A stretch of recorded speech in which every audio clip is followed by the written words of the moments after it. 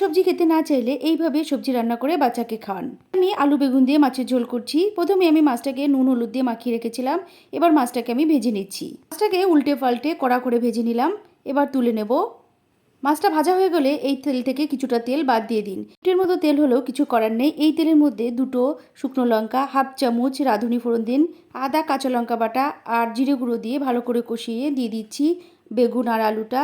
আলু আর বেগুনটাকে অল্প একটু ভেজে নিয়ে নুন দিয়ে দিলাম, হলুদ দিয়ে দিলাম। এবার আমি অল্প জল দিয়ে মশলাটাকে একটু কষিয়ে নেব। মশলা কষানো হয়ে গেলে তারপর আমি দিয়ে দেবো জল।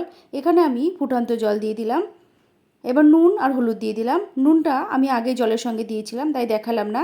এবার আমি ঢেকে দিলাম 5 মিনিটের জন্য। 5 মিনিট ঢাকনা খুলে মাছটা দিয়ে ভালো করে ফুটিয়ে দিয়ে নামিয়ে দেবো। রেডি হয়ে গেল আমার মাছ। এবার দিয়ে দিলাম ধনেপাতা। ব্যাস রেডি। এইভাবে বাচ্চাকে খাওয়ান। আশা করছি আপনার বাচ্চার ভালো লাগবে।